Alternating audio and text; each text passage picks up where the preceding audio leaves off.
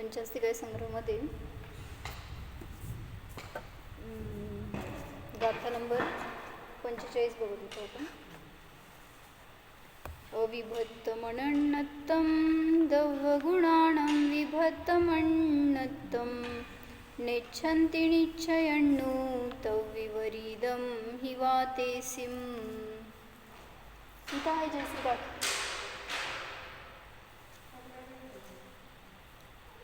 कुठलं पुस्तक घेतलं तुम्ही? त्याच्यात 51 गाथा असतात. ते जयसेनाचार्यांचं आहे पुस्तक. काय सांगितलं अर्थ? द्रव्य आणि गुणांचा अविभक्तपणा म्हणजे अनन्यत्व होय. निश्चयास जाणणारे त्यांचा विभक्तपणारूप अन्यपणा किंवा विभक्तपणारूप अनन्यपणा मानित नाहीत. म्हणजे सर्वथा अविभक्तरूप अन्यत्व सर्वथा अविभक्तरूप अनन्यत्व पण नाही. कारण कथंचित अन्यत्व आणि कथंचित अनन्यत्व असं अनेकांत मतामध्ये स्वीकारलेलं आहे वस्तूचं स्वरूप. म्हणून सांगितलं निश्चयाला जाणणारे जे आहेत त्यांनी विभक्तपणारूप अन्यत्व आणि विभक्तपणारूप अनन्यत्व दोन्हीसुद्धा मानलेलं नाही. हे सगळं आपण बघितलं होतं. जरासं मला ते वर्णिजींचा खुलासा करायचा होता.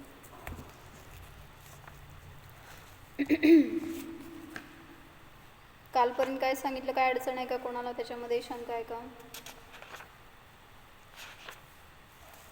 काय बघितलं होतं थोडंसं कालचं आपण? अविभक्त म्हणजे काय सांगितलं होतं? ज्यांचा अविनाभाव संबंध असतो असं त्याला म्हटलं अविभक्त.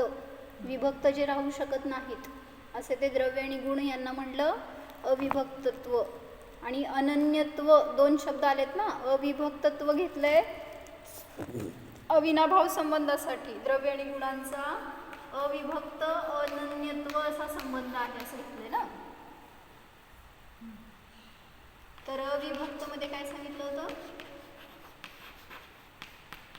अविनाभाव संबंध दाखवायचा की जिथं द्रव्य आहे तिथं गुण आहे, जिथं द्रव्य नाही तिथं गुण सुद्धा नाहीत. म्हणजे द्रव्याचा अभाव झाला तर गुणांचा सुद्धा अभाव होणार. दिसतंय का बोलवतं?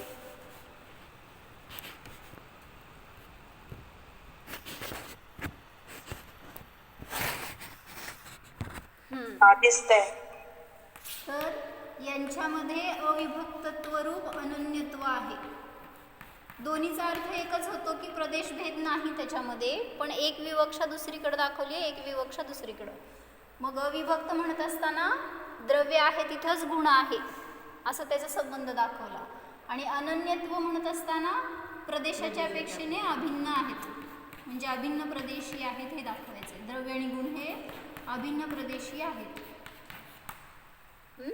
मग त्याच्यासाठी 2 उदाहरणं घेऊन सिद्ध केलं होतं आपण की जसं सह्य आणि विंध्य पर्वत सर्वथा अलग अलग आहेत, प्रदेशाच्या अपेक्षेने भिन्न आहेत आणि त्यांचा काय असा अविनाभाव संबंध पण नाही. त्यामुळे त्यांच्यामध्ये कुठला संबंध आहे? विभक्तत्वरूप अन्यत्व. आता फार दिवस झाले त्यामुळं रुळलेच शब्द, पण आता कसं आणि समजलंय सगळं झालंय. विभक्तत्वरूप अन्यत्व आहे कोणामध्ये सांगा? सह्य आणि विंध्य म्हणजे 2 पर्वतामध्ये. सह्य म्हणजे काय म्हणतो? कुठला पर्वत? सह्य म्हणजे सह्याद्री म्हणतात का? विंध्याचल असं म्हणतात. हां, तर त्या 2 सतलज का काय म्हणते? दुसरं नाही, सतलज तर नदीचं नाव आहे. दुसरं एक नाव आहे सह्यला. हो,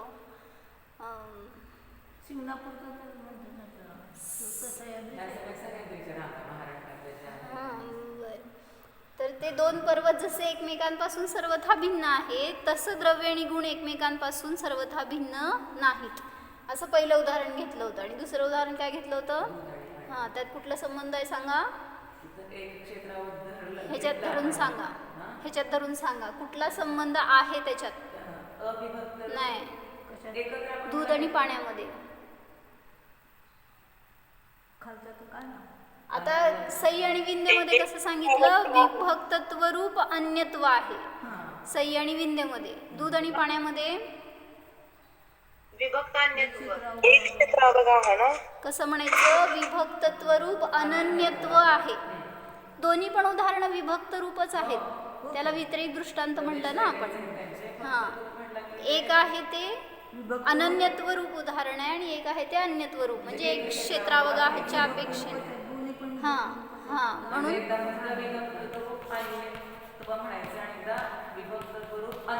हां बरोबर. सई आणि विंध्यमध्ये विभक्त रूप अन्यत्व आणि दूध आणि पाण्यामध्ये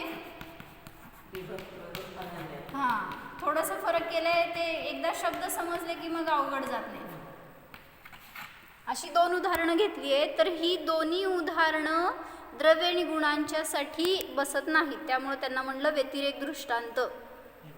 म्हणजे आपल्याला सांगायचं आहे द्रव्य आणि गुणामध्ये न विभक्त रूप अन्यत्व संबंध, विभक्तत्व रूप अनन्य रूप आहेत, न विभक्तत्व अनन्य रूप आहेत.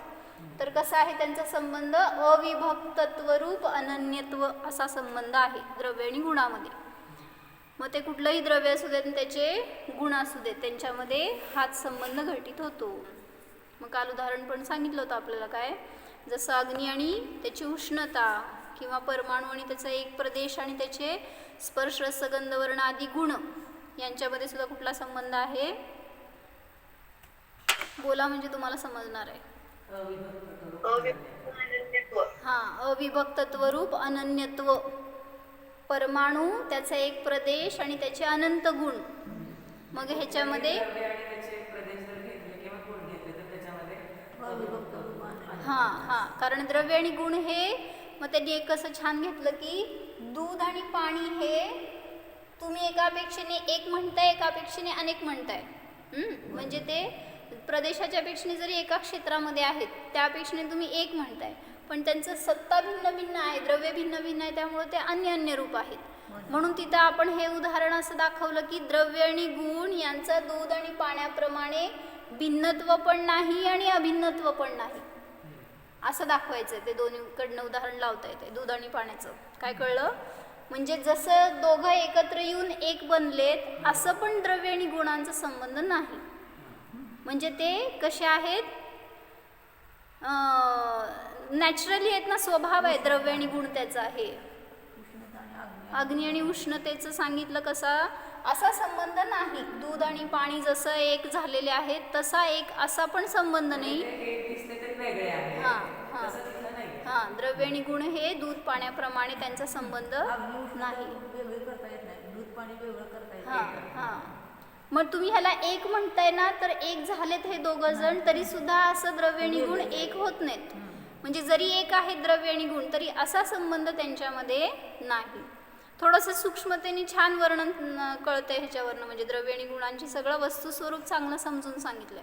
जर असं इंटरेस्टफुली ऐका तर ते, आणि काय म्हणतात त्याला, स्वाध्याय रूपाने जर असं शास्त्र घेऊन वगैरे बसून ऐका जेव्हा वेळ असेल त्यावेळेस, तसं तर चांगला खुलासा होण्याचं काय. आणि चिंतनाला छान विषय मिळतो आपल्याला त्याच्यासाठी, की आपले गुण आपल्याशी असे अभेद रूप आहेत, तर तीच आपली संपत्ती आहे. त्याच्याशिवाय दुसरं काय आपल्याला कुठं अपेक्षा करायची गरज नाही आहे ह्याच्यासाठी.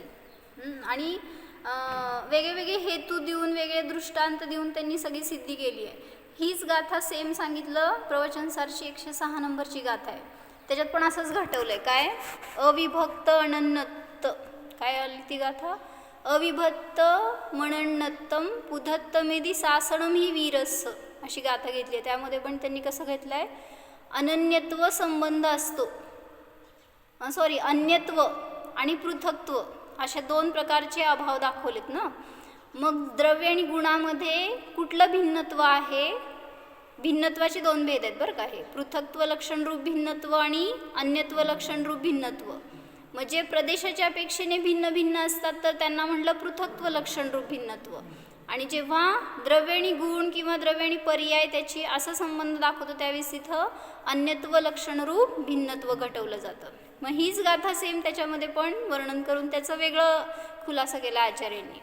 म्हणजे काय म्हणायचं, आचार्य एकच आहेत, गाथा वेगळे वेगळे आणि ग्रंथ वेगळे वेगळे, पण विस्तार एवढा सुंदर केला दोन्ही ठिकाणी. पण जरा असं त्याला आपण विस्ताराने सूक्ष्म रूपाने वाचायला पाहिजे, अध्ययन करायला पाहिजे. तर याच्यामध्ये एक उदाहरण चांगलं घेतलं होतं, ते सांगायचं होतं मला.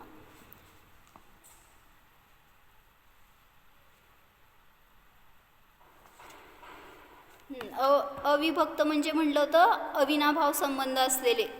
जेथे द्रव्य आहे तिथं गुण आहे. द्रव्याचा अभाव झाला तर गुणांचा पण अभाव होतो. गुणांचा अभाव झाला तर द्रव्याचा पण अभाव होतो.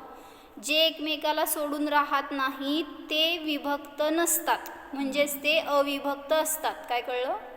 जे एकमेकाला सोडून राहत नाहीत ते अविभक्त हां, नसतात. थोडक्यात जे विभक्त नसतात ते अविभक्त असतात. मग द्रव्य आणि गुण हे कधी कुठल्या काळात कुठल्याही द्रव्यगुणामध्ये विभक्तत्व नसतं. तर म्हणून सांगितलं त्यांचा अविभक्त म्हणजे अभेदरूप संबंध आहे. आणि अनन्य असतात मध्ये काय घेतलं होतं? जेवढ्या प्रदेशामध्ये द्रव्य आहे तेवढ्याच प्रदेशामध्ये गुण आहेत.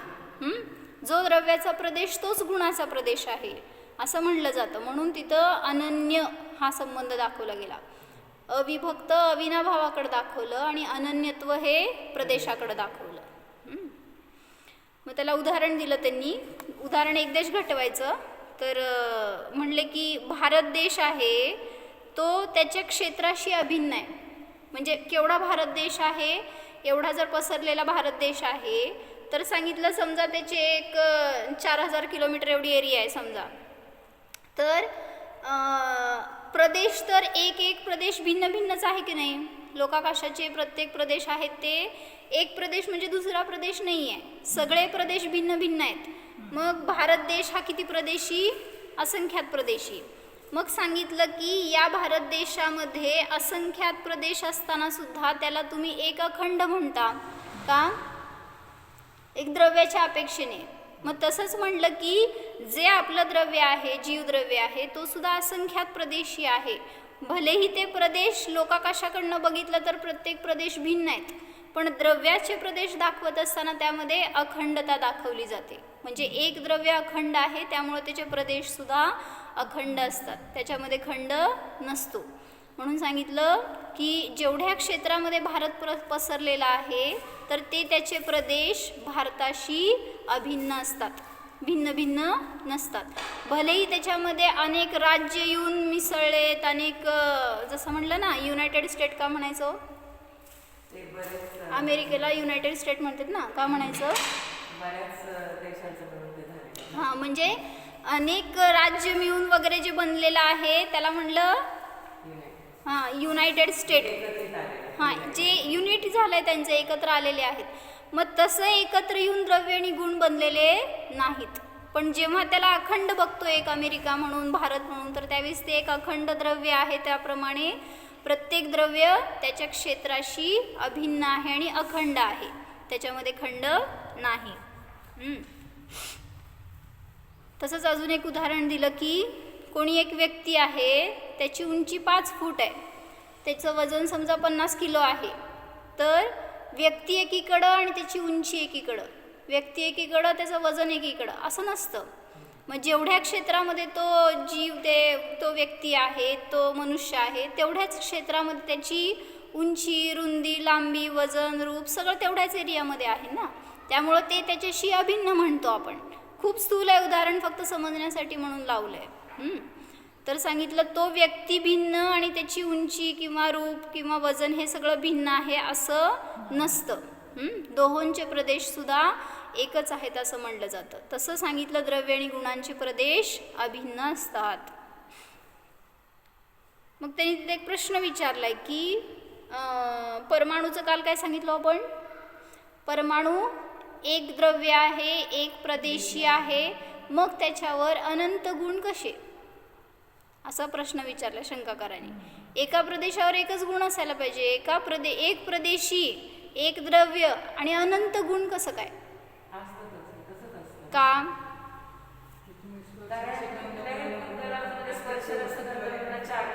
असू दे की, का असा प्रश्न आहे, कुठल्या असं नाही प्रश्न आमचा. का राहू शकतात एका प्रदेशावर इतके अनंत गुण? मग तिथं सांगितलं गुण हे भावरूप असतात. त्या गुणांना क्षेत्राची अपेक्षा नाही आहे. म्हणजे तुम्ही किती गुण आहेत तुमच्यामध्ये, अनंत गुण आहेत, किती क्षेत्रात आहेत ह्याला इम्पॉर्टन्स नाही आहे, किंवा त्या गुणांना त्या क्षेत्राची अपेक्षा नाही आहे. काय विस्तार आहे ह्याची अपेक्षा गुणांना नसते. काय कळलं मी वाक्य काय म्हणले सांगा? असतात त्यांना क्षेत्राची अपेक्षा नाही. हां, मग त्याच्यासाठी उदाहरण त्यांनी कसं घेतलंय, हे वाक्य लक्षात ठेवा, गुण हे भाव स्वरूप असतात.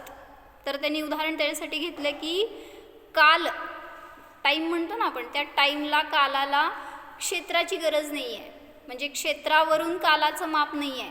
जसं उदाहरण दिलं की 1 तासाचं आपलं प्रवचन आहे, त्याच्यासाठी किती क्षेत्र पाहिजे? किंवा तुमचं आयुष्य सांगितलं 50 वर्षाचं आहे, किती क्षेत्र पाहिजे?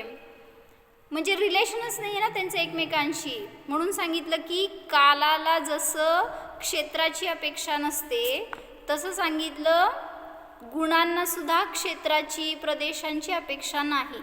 कितीही प्रदेश असू देत त्याच्यावर ते गुण सामावले जातात. म्हणजे गुणांचा आणि त्या क्षेत्राचा असा काही संबंध नाही की इतकं मोठं प्रदेश असतील तर अधिक गुण आहेत, कमी असतील तर कमी गुण आहेत, असं काही तिथं संबंध नाही.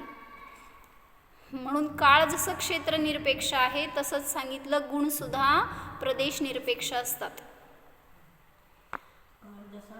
क्षेत्र निरपेक्ष आहे तसंच सांगितलं गुणसुद्धा, खडू कुठे ठेवले मी,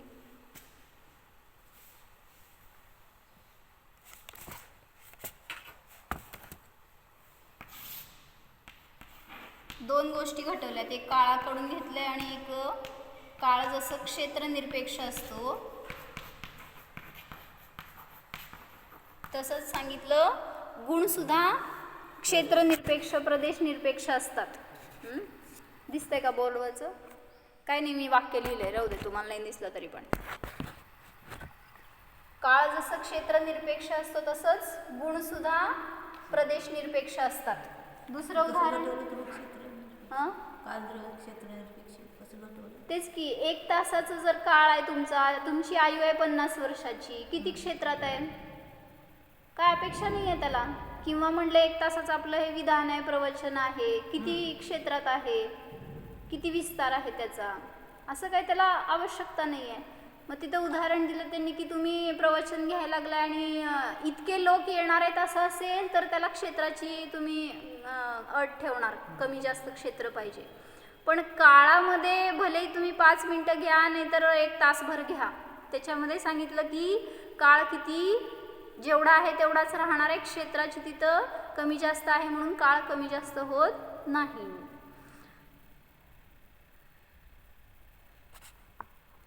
काळामध्ये विस्तार नसतो. 1 तासाला व्यापण्यास किती जागा लागते? तर नाही, कारण काळ हा क्षेत्र निरपेक्ष असतो, असं एक उदाहरण घेतलं. आणि दुसरं सांगितलं भाव, भाव सुद्धा सांगितलं क्षेत्र निरपेक्ष आहे. कसं सांगा?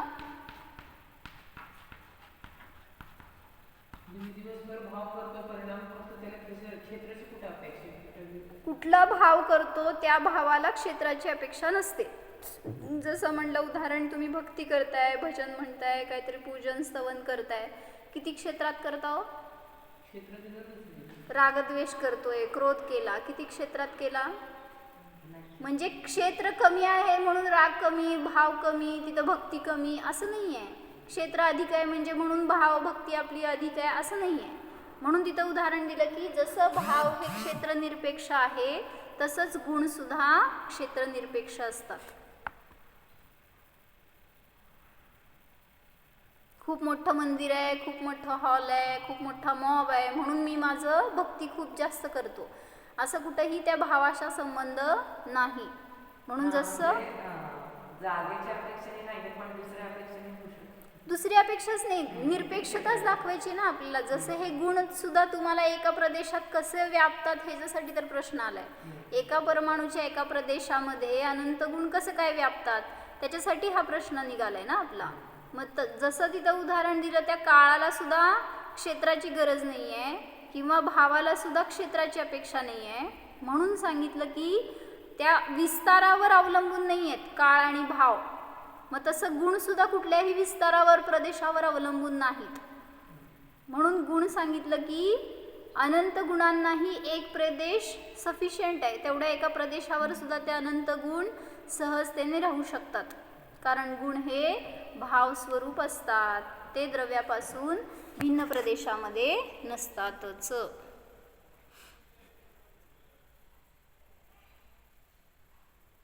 समजलंय का?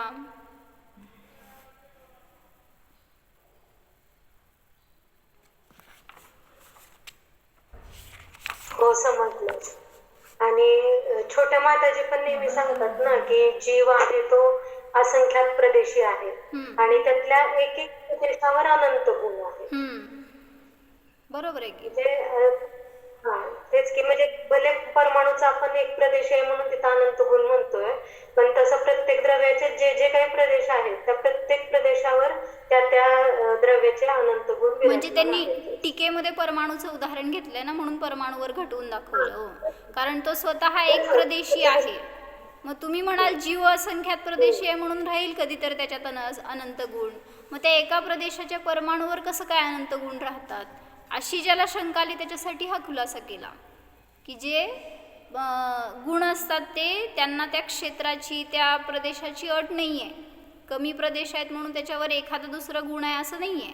अनंत गुणसुद्धा तेवढ्या, कारण गुण हा द्रव्याचा स्वभाव आहे ना. जेवढ्या क्षेत्रामध्ये ते द्रव्य आहे तेवढ्यात ते कितीही गुण असू देत ते असणारच.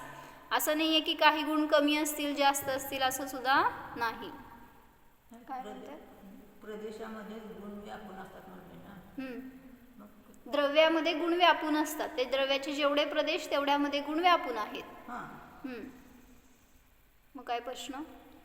गुण जास्त असल्यानंतर मग प्रदेशाला मग व्यापून असतात म्हणून किती प्रदेश असू देत मग गुणांना काय बाधा नाही आहे.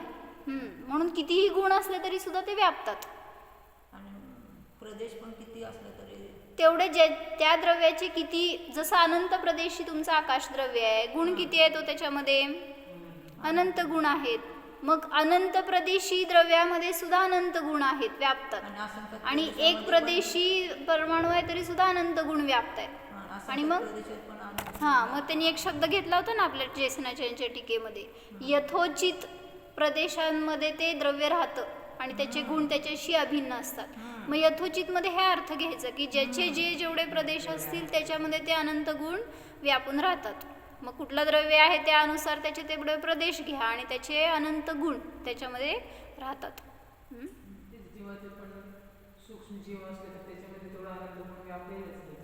किती क्षेत्रामध्ये तो जीव असू देत तरी सुद्धा त्याचं अवगाहना बाहिरंगामध्ये शरीराची किती आहे त्याच्यावर इम्पॉर्टन्स नाही आहे. कारण द्रव्य शरीराचं गुण नाही आहेत, ते माझ्या जीवाचे गुण आहेत.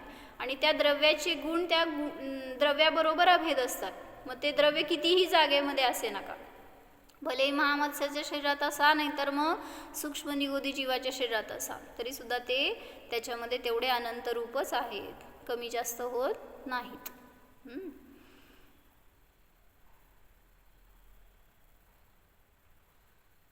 कमी जास्त असते तर काय आपत्ती आली असते सांगा?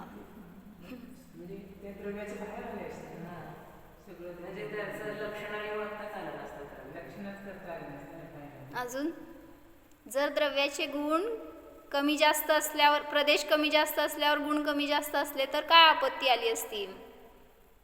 म्हणजे त्यांची संख्या ठराविक जवळ पण ठरलेली नसते ना, त्याची संख्या पण ठराविक आहे. म्हणजे जेवढा प्रदेश आहे तेवढ्याच प्रदेशामध्ये त्यांचे गुण व्यापलेले आहेत. प्रदेशाचे बाहेर गुण येत नाही. बरोबर आहे की. काय आपत्ती सांगा? द्रव्याचं अस्तित्वच राहणार नाही. द्रव्य ज्याप्रमाणे प्रवचनसार मध्ये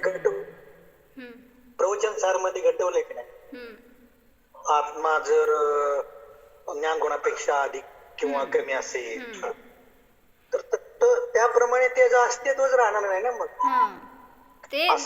ते द्रव्याकडे लावलं, मी गुणाकडे विचारते. म्हणजे जर गुण कमी जास्त झाले द्रव्याच्या अपेक्षेने, जर जसं म्हटलं तुम्ही मुंगीच्या शरीरात होता तिथून निघाला आणि समजा आता मनुष्याच्या शरीरात आलाय, मग तुमचं क्षेत्र पसरलंय ना. मग त्यावेळेस जेव्हा द्रव्याचा आकार बदललाय, प्रदेश बदललाय, त्यावेळेस जर गुण कमी जास्त झाले तर काय आपत्ती येईल? तर ते गुण कोणाच्या आधाराने राहणार? पण आधार गुण हे त्याचं लक्षणच राहणार नाही त्या द्रव्याचं. जर असं कमी जास्त होऊन नष्ट झाले, नाही राहिले असं म्हणलं तर ते गुण त्या द्रव्याचं लक्षण आहे असं म्हणताच येणार नाही. जसं म्हणलं तुमच्या त्या सूक्ष्म निगोदीमध्ये 2-4च गुण आहेत. तुमचे प्रदेश पसरले म्हणल्यावर तुमच्यात अधिक गुण आले म्हणल्यावर तो तुमचा स्वभाव आहे असं म्हणताच येणार नाही. कुठल्या द्रव्याचा स्वभाव कुठल्या अवस्थेमध्ये बदलत नसतो. मग तुम्ही कुठल्याही शरीरात जावा, अवस्थेत जावा, तरी सुद्धा ते तुमच्याबरोबर तेवढेच राहणार जेवढे मूळचे आहेत. कारण ते विभक्त रूप नाही आहेत ना. जेवढं सांगितलं पहिल्यांदाच, जेवढ्या प्रदेशात द्रव्य आहे तेवढ्याच प्रदेशात त्याचे गुण असणारच आणि तेवढेच गुण असणार, कमी जास्त पण होणार नाहीत. स्मिताताई, बोला. द्रव्याबरोबर पर्याय अविभक्त आहे असं लावलं, समजा आता हे मनुष्य पर्याय आहे. आता जेवढा आपण आयु कर्म घेऊन आलोय तोपर्यंत त्या काळापर्यंत द्रव्याशी पर्याय अविभक्त आहे असं म्हटलं तर काय बाधा येईल का? आपण परदेशाचं पण हे पर्यायाचं पण कथन मागं झालंय मागच्या गाथांमध्ये. तिथं पण सांगितलं होतं कथनचित भिन्न आहे, कथनचित अभिन्न आहे. मग त्याच्यासाठीच आपण अष्टसहस्रीच्या 2 कारिका लावल्या होत्या ना. द्रव्य आणि पर्याय हे एकमेकांपासून भिन्न कसे आहेत, कथनचित भिन्न कसे आहेत. मग त्याच्यामध्ये काल पण आम्ही लावताना तेच भेद लावले होते. मग ते काल द्रव्य आणि गुणाचं लावलं होतं, पण अष्टसहस्रीमध्ये 71-72 कारिकेमध्ये त्यांनी द्रव्य आणि पर्यायाचं मध्ये कसं भिन्नत्व आहे ह्याच्यासाठी त्यांनी एक 4-5 हेतू दिलेत. संज्ञा, लक्षण, प्रयोजन, संख्याभेदात, प्रतिभासभेदात, स्वरूप भेदात, कालभेदात असे काय काय त्यांनी अनेक हेतू घेऊन सिद्धी केली आहे. प्रयोजन भेदात, लक्षण भेदात असं करून. मग म्हणून द्रव्य आणि पर्याय हे सुद्धा कथनचित भिन्न आहेत, नाही असं नाही आहे, कथनचित अभिन्न आहेत असं लावायचं. तुम्ही अनेकांतवादी आहे ना, तुमच्यामध्ये तुम्ही काही सांगा ते पटणार आणि ते घटणार. पण जर एकांत करायला गेला कुठं तर तिथं बाधा येणार. म्हणून कथन करताना सावधानता असावी. कुठलं आपलं कथन सर्वथा रूपाने नसावं. बरोबर, समज. हे समजून काय फायदा हे सांगितलंय बरं का इथं वर्णिजींनी छान घेतलंय. ये सब द्रव्याचं लक्षण गुण पर्याय व द्रव्य चालतंय की आणि गुणामध्ये मग ते जे सर्व अवस्थेमध्ये आणि सर्व भागात आणि सर्व अवस्थेत राहतात ते गुण आहेत. हा, आणि मला पण एक काल काहीतरी सुचलं होतं बरं का. गुण पर्याय व द्रव्य. हा, हे आलं होतं काल. द्रव्य आणि गुणामध्ये भेद करत असताना द्रव्याच्या आधारे गुण राहतात, पण गुणांच्या आधारे गुण नसतात. हा, हेच मला काल ते आपलं प्रवचन सारमध्ये आल्यावर द्रव्य हा आधार आहे, गुण हे आधेय आहेत. कालच्या पॉईंटमध्ये घाला अजून एक पॉईंट त्याचं. अजून लागलेत का? नाही ना, हेच आधार आधेय आणि निर्गुण आहेत आणि हे गुण. हा, बरोबर. गुण पर्याय व द्रव्य आणि हे गुण गुणाच्या आधाराने निर्गुण द्रव्य आहे ते गुण पर्याय व द्रव्य लक्षण आणि सर्व अवस्थेमध्ये आणि सर्व कालामध्ये राहणारे ते गुण असतात. बरं. हां, म्हणजे काय कळलं? द्रव्य आणि गुणांचं काल आपण भेद केलेत ना, त्याच्यामध्ये अजून 1-2 भेद कळलेत. कोण लिहिलं असलं तर त्याच्यामध्ये ॲड करा पॉईंट. काय सांगितलं? द्रव्य हे गुणपर्यायांनी बनलेलं आहे. गुणपर्याय व द्रव्य म्हणतो ना, त्यामुळं द्रव्याचं लक्षण करताना गुणपर्यायवान केलं. आणि जे गुण असतात ते स्वतंत्र असतात, किंवा काय म्हटलं, जे त्याचं अंशरूप असतात, जे द्रव्याच्या सगळ्या भागात सगळ्या अवस्थेत राहतात ते गुण असतात. पण तसं द्रव्याचं भेदरूप किंवा अंशरूप कथन नाही आहे, अंशी आहे द्रव्य हे. आणि एक काय सांगितलं आता मी, द्रव्य हे द्रव्याच्या आधारे गुण राहतात. हां, गुणाच्या आधारे गुण नसतात, म्हणजे गुण निर्गुण असतात. हां, निर्गुण असतात, तेच घेतलं की. द्रव्याच्या आश्रयाने गुण राहतात, पण गुणाच्या आश्रयाने गुण नसतात, त्यामुळं ते निर्गुण असतात म्हटलं. द्रव्य गुणवान असतं आणि गुण निर्गुण असतात. कळलं म्हणा?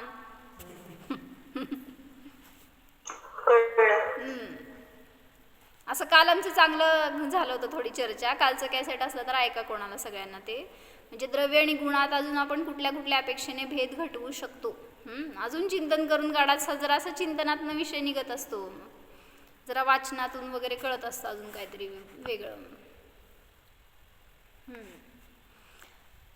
तर हे सगळं समजून काय फायदा ह्याच्यासाठी म्हणून खुलासा करायला लागले इथं वर्णिजी. ये सब बातें जोर देकर क्यों कही जा रही है?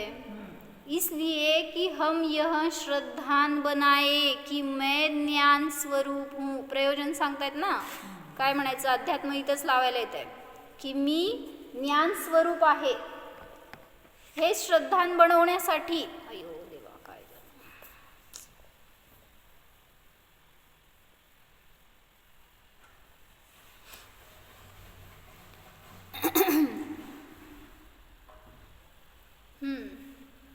अन्य बातें तो जाने पर अन्य बातों पर लक्ष्य न जाए. लक्ष्य बनाए असाधारण स्वरूप पर. मैं ज्ञान स्वरूप हूँ, ज्ञान मात्र हूँ. जो जानन है ज्ञान प्रकाश है, तन मात्र हूँ. ऐसा ज्ञान प्रकाश मात्र कोई अपने को जाने तो वह ज्ञान की अनुभूति कर लेगा. और ज्ञानानुभूति ही आत्मानुभूति है. आत्मा में अनेक गुण हैं. आत्मा असंख्यात प्रदेशी है. यह आत्मा पैरों से लेकर सिर तक फैला हुआ है. इतनी लंबी चौड़ी जगह में आत्मा फैल रहा है. ये बातें तो आत्मानुभूति के निकट नहीं करने वाली है. म्हणजे विस्तारावरून तुम्हाला आत्मानुभूती होते असं नाही. हे सुद्धा खुलासा झालं. म्हणून प्रदेशाकडून अनुभूती करायला जाऊ नका.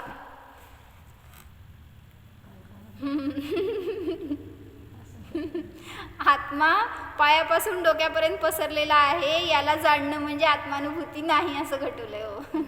म्हणजे एवढ्या विस्तारात पसरलेला आहे, त्याला मी जाणतोय म्हणून अनुभूती झाली असं नाही. असंख्यात प्रदेशी आहे म्हणा की तिथं बाधा नाही आहे, पण इथं इथं पसरलं असं जर तुम्ही कथन करायला गेला किंवा विषय बनवायला गेला स्वतःला, तर ती अनुभूती होणार नाही, कारण खंडित होणार तो विषय.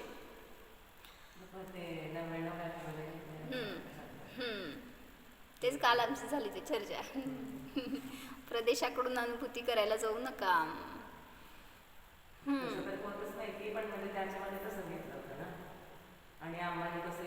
थोडस विषय वेगळा आहे तो. हे आता ह्याच्यामध्ये येणार नाही तसा विषय.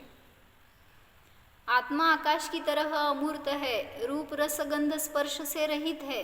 यो दृष्टि में लेने से भी आत्मा की अनुभूति नहीं हो पाती. क्यों?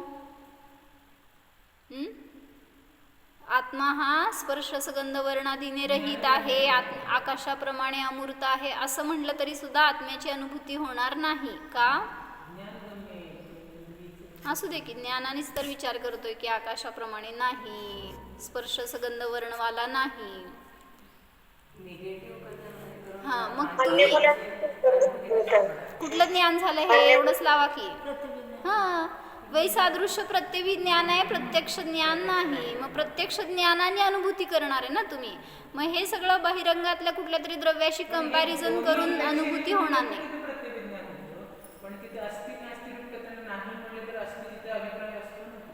असू दे की, पण तुम्ही अनुभूती करताना विषय कसा बनवायला लागलाय, मी आकाशाप्रमाणे अमूर्तिक आहे.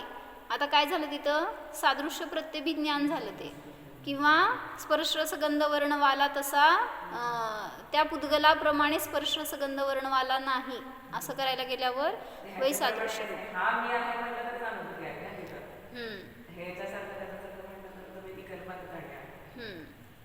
बरोबर.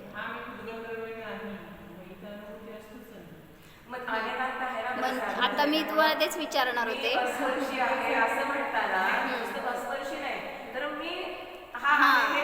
हा, म्हणजे लक्ष कुठं बनवलंय हा त्याच्यावर अवलंबून आहे ना. तुम्ही जर मी पुद्गलासारखा नाही म्हणून जर पुद्गलाला विषय बनवून करत असाल कंपॅरिझन, तर ते प्रत्यभिज्ञान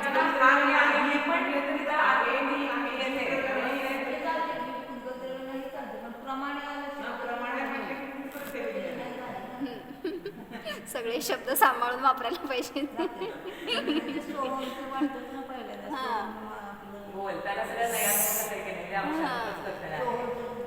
चिंतन करणं म्हणजे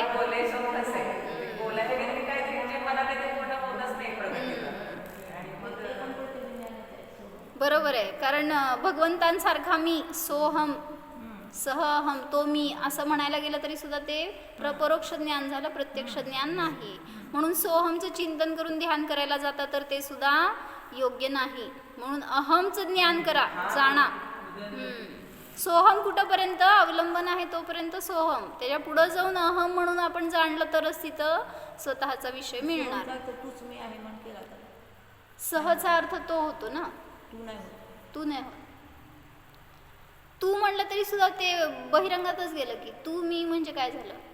अद्वैत तूच मी आहे असं म्हणजे मीच तू आहे असं आपण करतो ना प्रत्येक वेळी असं मला म्हणायचं. म्हटलं काय ते त्यातला भाव काय ह्याच्यावर ते शेवटी अवलंबून हो, ते तर आहे. नाही. आणि फक्त मी देणं झालं ना, जो मी म्हणजे मी आहे तसं मी आहे. ते तसं कसं असं नाही.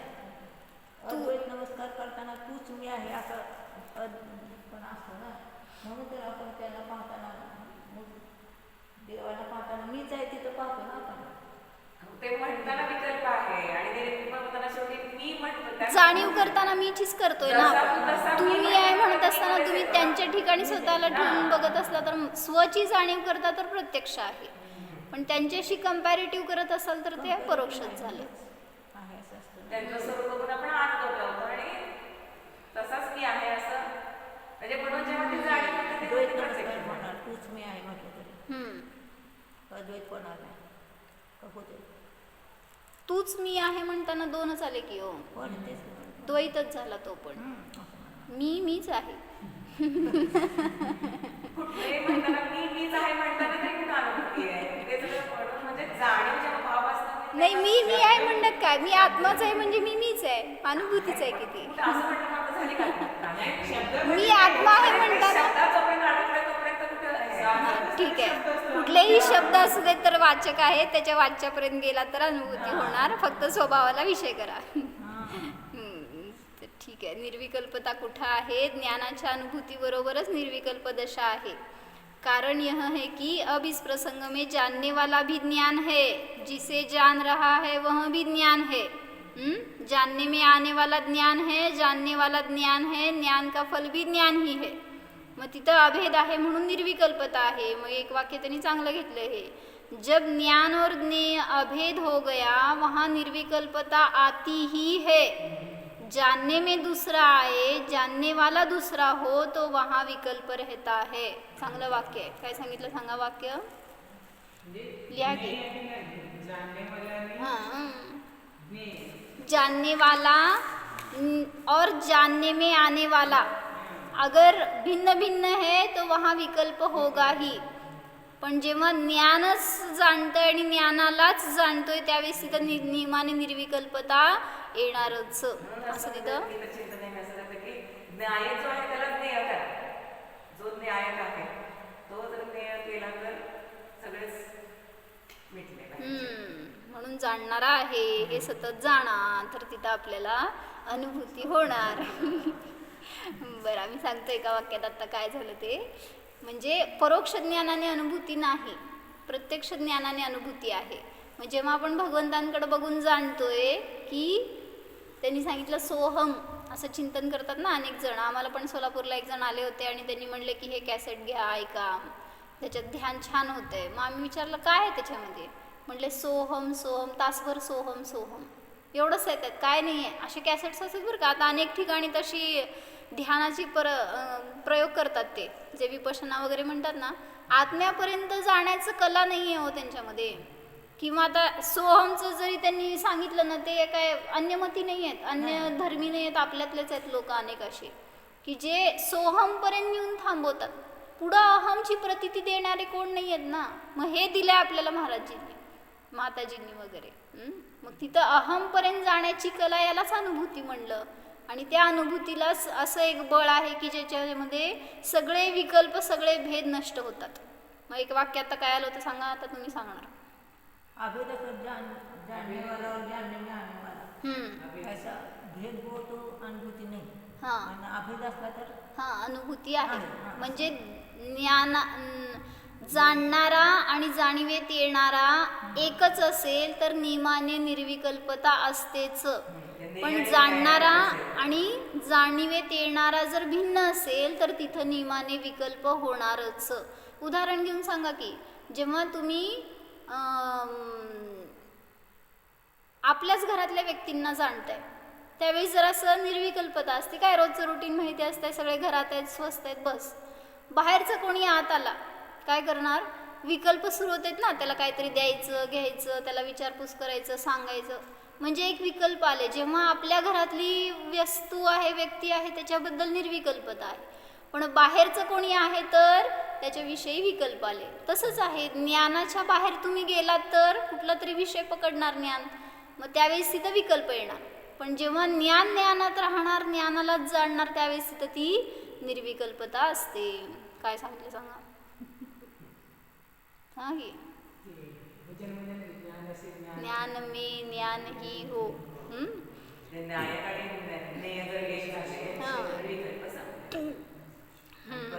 जेव्हा विकल्प झाले ना त्यावेळेस एवढंच विचार करून बघायचं की मी कोणाला जाणतोय, माझ्या ज्ञानाचा विषय आत्ता कोण आहे, आणि मग ते कळलं तर निर्विकल्पता येणारच, तिथं काय बाधा नाही. त्याच्यामध्ये एक अजून एक चर्चा केली तुम्ही माहिती आहे, निश्चयाने व्यवहार म्हणजे अभिवृत्ती विषयी व्यवहार केले